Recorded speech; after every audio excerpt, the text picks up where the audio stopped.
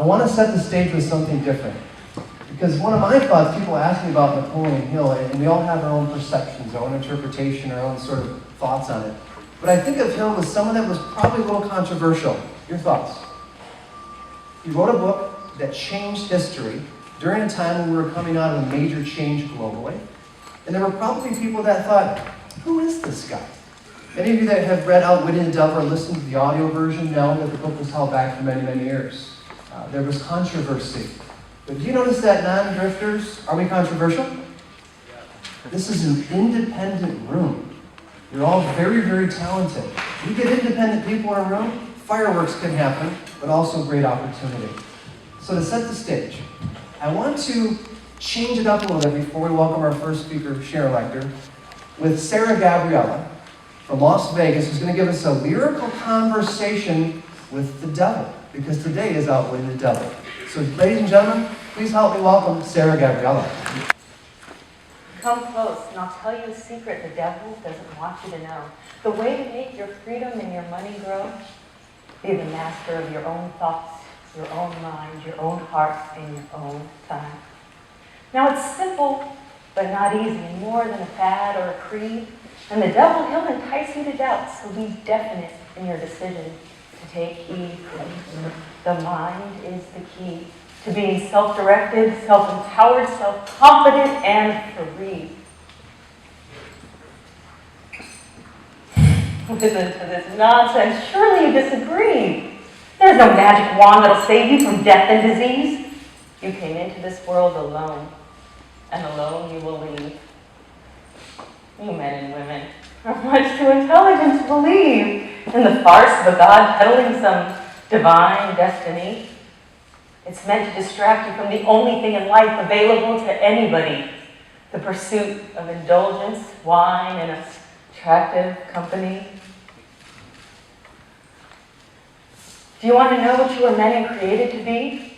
Of course you don't. Don't be silly. You already see. The only point to life is to be happy. Let's be honest. On your deathbed, you know what your dying wish will be? I wish I had focused more on me. There's a voice. And the more you listen, the more you'll hear it until you start to feel it, until you're talking to God with every word you speak. It's a simple but divine technique. There's a voice. And to listen is your choice. So silence the world and kill the noise. Be yourself with grace and poise. There's a voice. And to use it is your choice. So speak your truth, even if they think you're rude. Walk and talk your truth, even if they think you uncouth. There's a voice. And it sings the ancient song of you. And that's more than enough. It's your destiny. A celebration of everything you were created and meant to be. Thank you. But a few of them shared some pretty big challenges they faced in their life, didn't they? How many of you have ever had a failure in your life? How many of you have never had a failure? We've all had those obstacles. And today we're going to talk about outwitting the devil, but I want to talk to you about the story behind the story.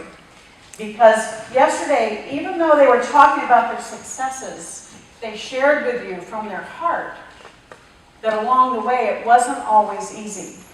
You heard Rita say, if you get called forward to put your troubles, give your troubles away, and then you find out, well, maybe I want my troubles back. I don't want their troubles. And so we all have those challenges. And so today I challenge each and every one of you. You have dedicated this time to you. And so today, as you hear our stories, remember that our stories are here to inspire you to create your story. And what is it that you're going to take from each of us when you're going to take action to improve your life? Because we're here to serve you. And I also want to acknowledge Tony, because he's brought together all these speakers. And the speakers are we're all getting paid the same thing. We can add a few extra zeros, as many as we want. And we're all here because we want to serve you. We're not getting paid. We're here because we want to support the foundation and acknowledge the incredible impact that Napoleon Hill's work has had. They never let fear stop them. And they had something called the power of stickability. And people ask, out of all the interviews, after all the different things, you know, what's your favorite one? And it's like picking your favorite child, but here's what it is. My favorite interview was from a true philosopher of today's generation. His name's Evander Holyfield. I'm being sarcastic, right? I didn't see that coming either. Boxing dude, right? Evander Holyfield, big philosopher, but he was. He won more heavyweight championships than anyone in history. And I went up to him and I said, Evander, what makes you so special? And he looks at me and says, I have a higher standard. I go, what do you mean? He says, if you have a car and you will not tolerate it running bad, being dirty, you have a higher standard in a nicer car than your next door neighbor. And in sports, I showed up early, I left late, I invented exercises, I had a higher standard, and I won more championships than anyone else ever will. He says, where could you be outside the ring if you were a pet groomer, stockbroker, or insurance sales executive and had a higher standard than your competition? I looked at him and said, but didn't it hurt being in a fight? He says, God, yeah, it hurts. But when you're in a fight, you don't focus on the pain. You don't focus on the blows. As soon as you focus on the pain, you end up on your back, knocked out. He says, but that's what everyone does outside the ring. They focus on the gas prices and the war and the economy. And they wonder why they never become a champion in their own field. Then he pulled me in tight, and I looked up at him, and I looked at half an ear that, Mike Tyson did off, right? He says, you know what the funny thing is? He says, when you do win the championship, he said, everyone comes to their feet and they chant your name. They raise your hand in victory, and the guy puts a big shiny belt around your waist, and at that moment, at that second, you don't feel even one of the punches that you took along the journey. But the guy in the losing locker room is going to feel every bruise for the rest of their life, wishing they had. There anymore. What prevents people from latching on to positivity? Give me some examples. What are some things? Anything? What's that? Fear of failure. Boy, you hear that all the time. I'm afraid to try anything. I might look bad. What else? Money is bad. Money's a bad thing. Oh my goodness. What else? Criticism. Criticism. Oh my heck. We got to think of whatever somebody else is going to think. After all, we don't think for ourselves. We got to let everybody else do the thinking for us. So criticism becomes this big, huge thing. Grimy tennis ball. Can you see? What else? My friend tried it and it didn't work, so certainly not going to work for me. And the story goes on and on of all these limiting beliefs that people put in their minds. Even positive people do it. We all do it. It's part of nature. Now, there's only one way I could get Gus to drop the old tennis ball and pick up the new one. If I took the new tennis ball and if I bounced it, and if I would throw that ball over and over and over and over again, eventually he would drop the old and pick up the new. That also taught me a valuable lesson. It taught me a valuable lesson about how to put the right stories in our minds. Now, you've all heard about affirmations, right? I like to call them I am statements because affirmations start with the words I am. Is that right? Those affirmations are what begin to help you get in a positive vibrational energy and go towards your goal. So if you write down these I am statements or these positive affirmations and you state them to yourself over and over again, it's the same thing as throwing the tennis ball over and over again. The only way that you can reprogram your mind, get rid of the old story that does not serve you and put into it the new story that does serve you, is to be able to know what your new story is. What statement do you want to write down? Who do you want to be? Who are you meant to be? Every single person in this room already knows who you are. You know who you are, and you know your genius way before anybody else does. You still know it. And even if you've lived in a world of negativity, That genius, that inner prompting, that inner voice, it's still in there. And you do still know your uniqueness. You just need to get the volume back up again. Start to dare to dream again. Capture who you are and put them in statements again. Write down these I am statements in confidence as goals for you in your life to head you in the right direction. You want to talk about outwitting the devil? That is the single best way in the world to outwit the devil is first think for yourself. Second, to have that definiteness of purpose. And if you want to master yourself, which is the third point, if you want to master yourself, you need to get control of this stuff going on in your brain. Because I had never known anything like this before. And I began to look at my whole life, and guess what I discovered? Even though I was only 17 years old, I discovered that throughout my life, whatever I thought, whatever I believed, eventually came back. Nobody was talking about the law of magnetism or attraction or anything at this time. And I didn't know about Napoleon Hill's work at that time. But in Outwitting the Devil, Napoleon Hill talks about it, and you'll see on page 10 and 11, he had to escape Ohio because they were going to kill him. He had to rush out, get out of Dodge, and the only thing that saved him, they would have shot him if he hadn't had one moment of faith. His car broke down. Now imagine this for a moment.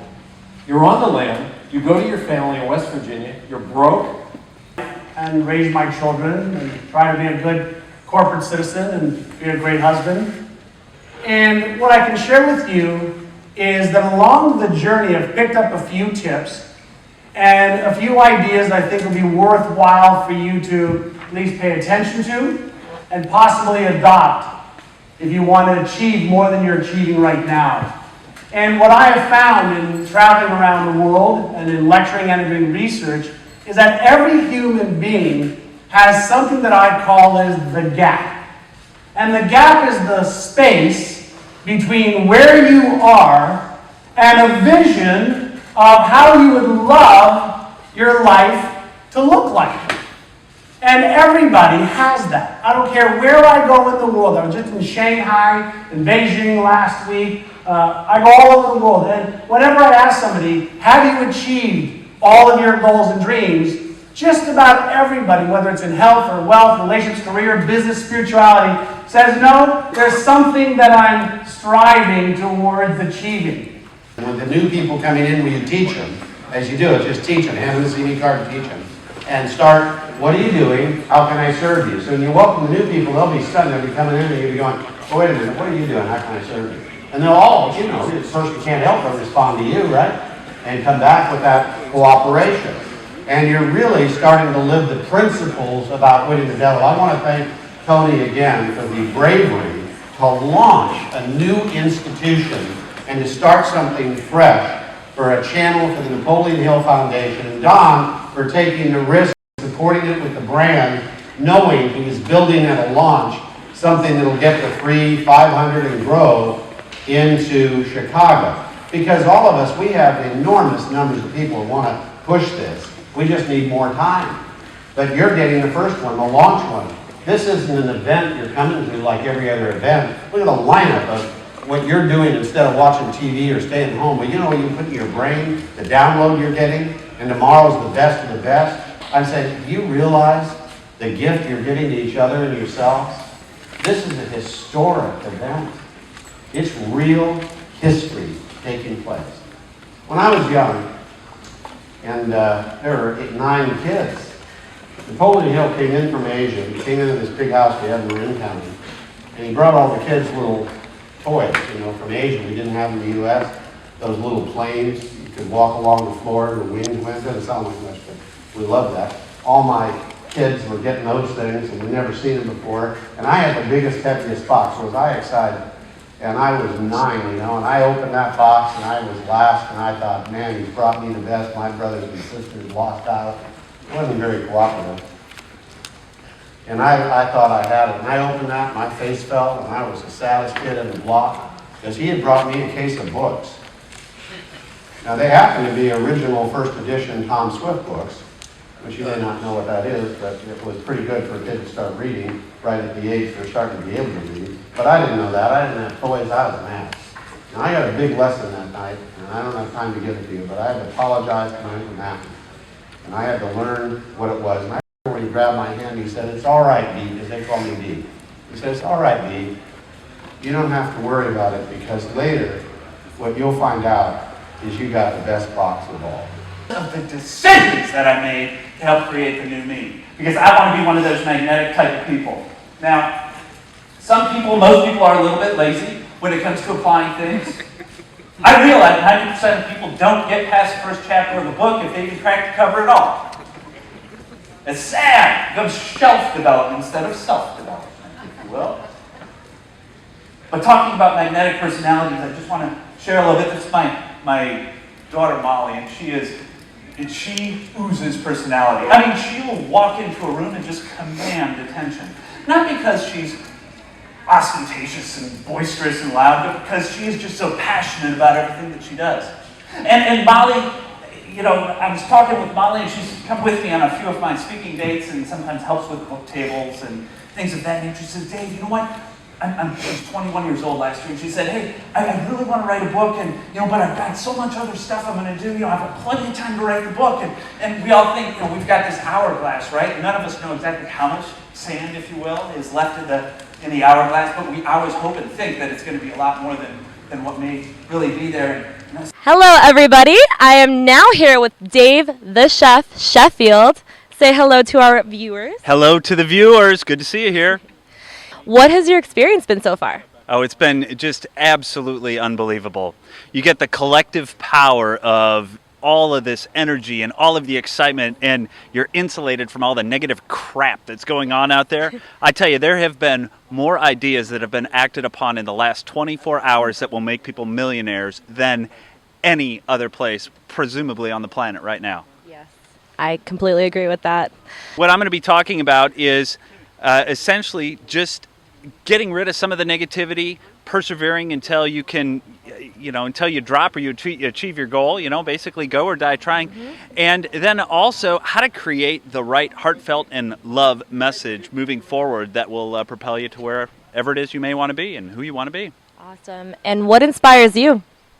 Oh, wow, I tell you, what inspires me more than anything is my kids. And I see the genuineness and the excitement of young people and children, and all of our negativity and fear is developed. It's learned, and so I really am so proud of not only my kids but also all the adult kids that are presumably viewing this. So yes.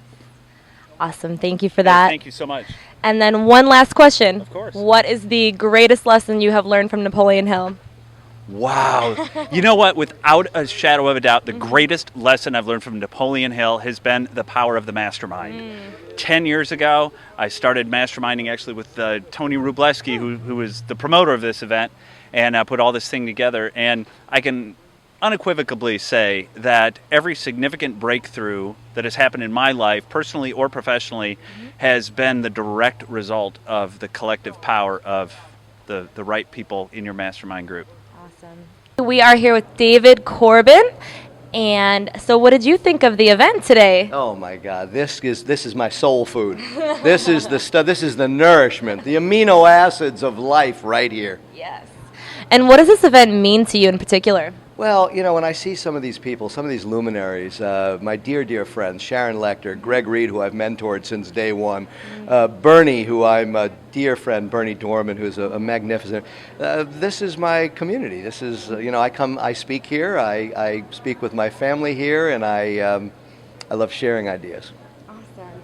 And then what is the one takeaway personal to you that you take from Napoleon Hill's work? Well, it's really interesting. When my friend Sharon, when Don Green had revealed some of these documents to Sharon, and Sharon annotated this thing on the whole issue of, what's it called, something with the devil? Do you remember what that's called? Oh, outwitting? Outwitting the devil. It's brilliant. I mean, it's absolutely brilliant. My book, Illuminate, Harnessing the Positive Power of Negative Thinking, is all about you can't solve everything you face, but you can't solve anything unless you face it. Until and unless you look at what feeds the devil, which is the idle mind, right, which is fear, etc. So I would have to say Sharon's talk on outwitting the devil, it always blows my mind. And I've heard it a number of times. We're on faculty together, but it packs a punch. Definitely. Yeah. I completely agree with that. Awesome. Thank you so much for your time. You're welcome. Thank you. Okay. Hello, I am here with Eric. Eric, how are you enjoying the events? I am having a great time. I'll tell you, I have just been introduced to Napoleon Hill less than a year ago, and then coming here and hearing these speakers and the stuff that I've learned just in the last couple of days has just been so impactful. I feel like I've really hit the sweet spot when it comes to some personal development. It's fantastic. Very, very happy. That's amazing. What's your greatest takeaway? My greatest takeaway is that I just know that I am absolutely the source of all the success that I can have, and it just takes my my persistence and my thinking, and commitment is the big word I heard today. And I called this trip my action steps. In the last 9 months, I would say it was more discovery. And when I woke up and I came out here to San Diego, I says, today is the first day of action on this in my life, and the transformation has already begun. I can feel it. It's incredible. I'm glad I found it. Awesome. And then what would you tell others that are thinking about coming to the next one? I'll tell you, if you want to change your life, and I've had a lot of wins in my life, but I've never been able to put anything together that would amount to one large win. Everything's been these little successes, and now I feel like I can actually put my life together in an orderly fashion and combine all those wins and really have a method for words and names of things that I do. I would say anybody that has those kind of things where they've tasted success but they can't put it together, they need to come. This is huge. This is massive. So. Hello, downtown Las Vegas. I am here with Dave Steck. He is absolutely amazing.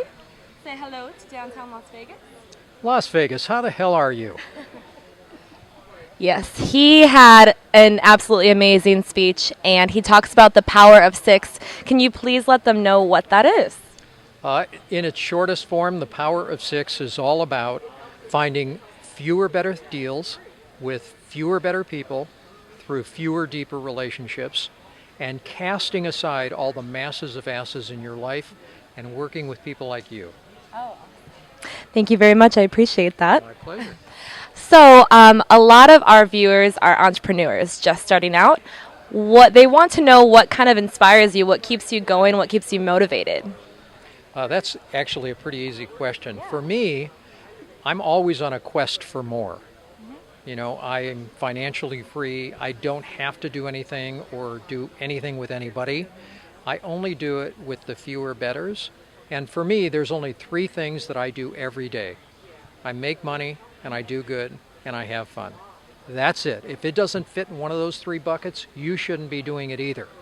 And when it comes to making money, there are only 3 types to ever make: ungodly, embarrassing, and obscene. Now, how would you like one of those? Would that be okay? I would take any one of those. Well, see, what if you could have all 3?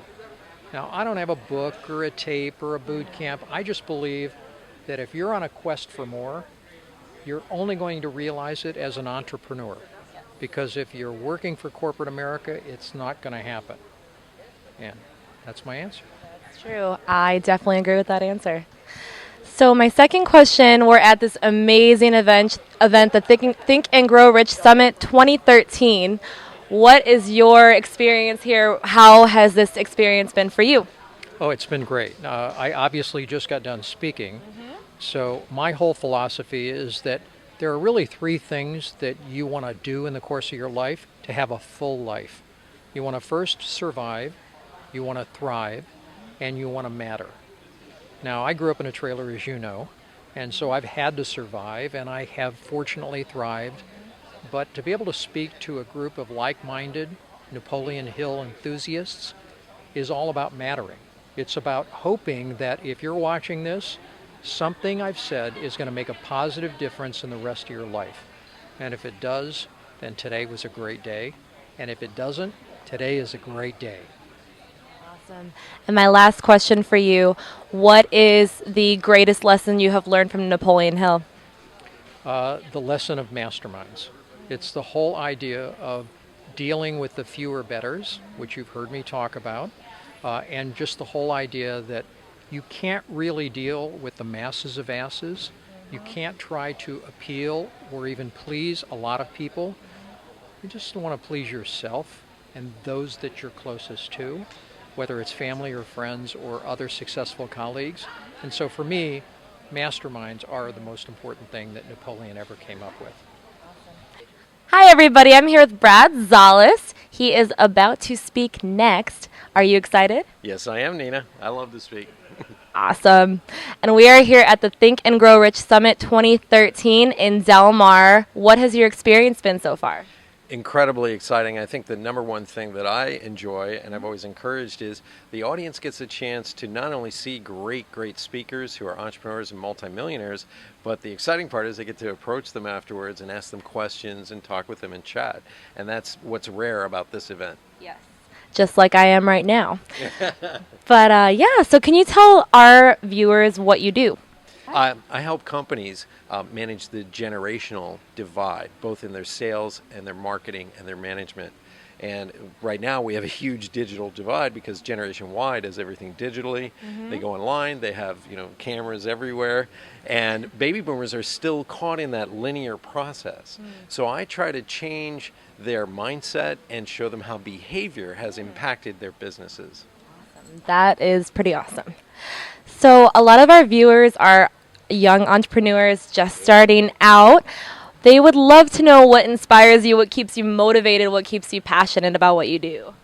Well, the first thing is I don't know, I'm unusual. I always have been unusual. I do what I love. And my father actually taught me this.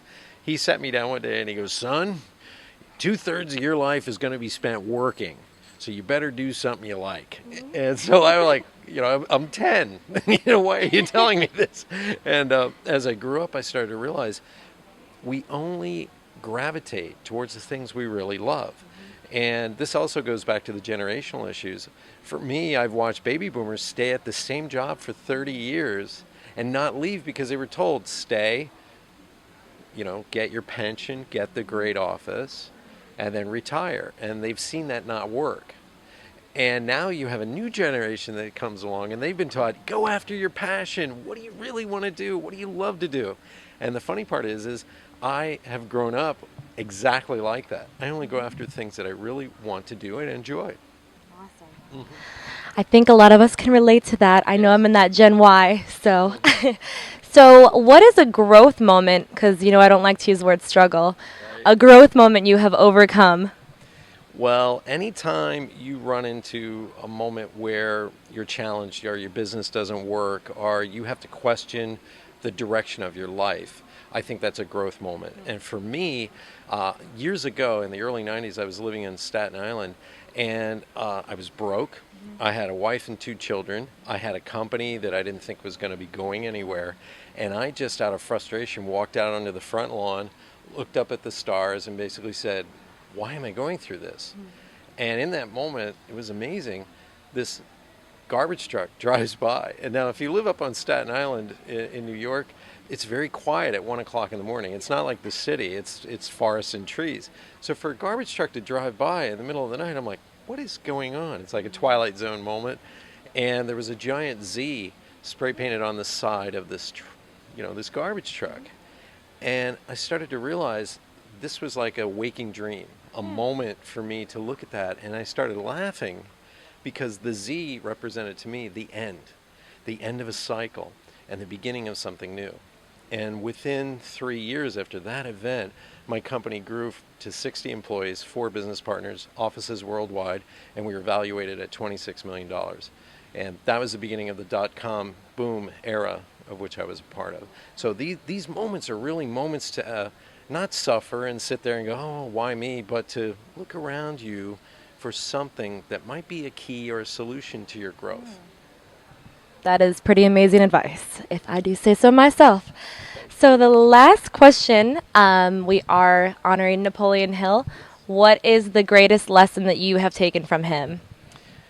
The greatest lesson from the works of Napoleon Hill is here at your fingertips are the tools to actually be able to create a more prosperous life, adapt and change your own thinking in your own way, and also to be more creative in your life. I think the greatest part about the Napoleon Hill products and books and things and the talks that he gave were really about becoming a better human being. And in that process, okay, maybe you'll get rich, maybe you'll have more money, maybe you'll do something that you love in this world and make an impact. And that's what I think is the most exciting thing about the work of Napoleon Hill. Very powerful interview, powerful lessons to take away. This is Brad again, everybody. Thank you, Nina. It's been great. Thank you. Perfect. Hello, everybody. I have the honor and privilege to be here with Bernie Dorman. Well, I'm glad to be here. I'm chairman and CEO of Space International, and of course I grew up on Napoleon Hill's lap, so. Yes. His talk was absolutely phenomenal and I think touched a lot of our hearts, and it put a personal touch to this event. What does this event mean to you? Well, for me, having, worked with Sharon Lechter on Outwitting the Devil, getting the first book, crying when I read it because I knew Napoleon Hill and that he had locked this up for 70 years, till his wife died, till he died, and they released it through the archangel that he chose, I believe, from the other side, Sharon Lechter, to bring you on the president's, advisor committee on economic literacy. She is Think and Be Rich. She wrote Rich Dad, Poor Dad, and so as dear friends as we are, when she gave me that first book and I read it and I cried, and then my wife and I began to read it together and read it over and over, I believe, there is no higher work than bringing families and businesses to their full potential. And I think the most important book since the Bible is not Think and Grow Rich, because it doesn't have the keys. I really think it's Outwitting the Devil.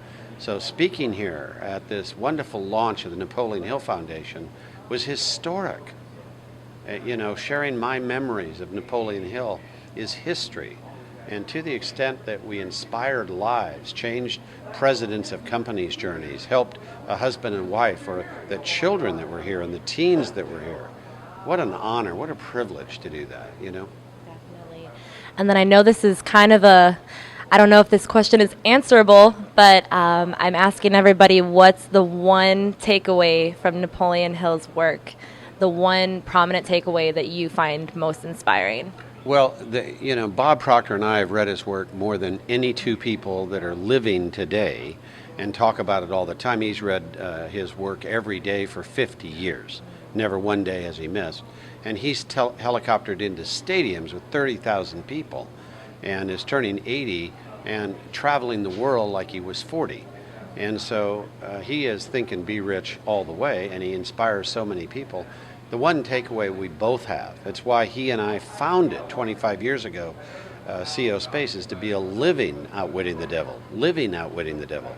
What we want to see is the one virus on the human brain, only one, that affects a man and a woman having all the problems, everything symptom at counseling,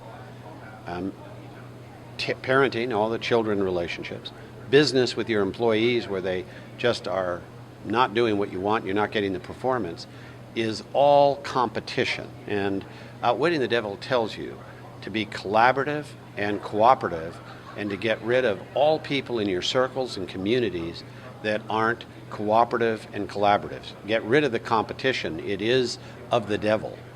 And when you get rid of that devil, if there's one takeaway from all the writings, it is to beat that devil into the ground. Be totally cooperative, be totally collaborative, and lift everyone else up. If you get up the ladder first, reach back and lift people higher than you, and do not allow one competitive thought to be good. And I'm going to give you one little nugget. When I coach Super Bowl athletes and teams, we tell these teams, you're not there to annihilate the other team. You're there to demonstrate your cooperation is undefeatable, and you need another team to show that to. And you celebrate with them that they partnered in letting you demonstrate your degree of cooperation. And when we coach the teams to go on the field, to show their team of cooperation is undefeatable, they never lose a game. They never lose a game. And when we tell them to go annihilate their component, they often do. And I wish so much, this film will be dated, but I wish so much I could have coached my old team, the 49ers, at the Super Bowl just before they almost won. Just before they almost won. Thank you so much for this interview. It's my honor and my privilege. Thank you so much. So such a pleasure to be here. Read Outwitting the Devil. It'll change your life, and your life will thrill you.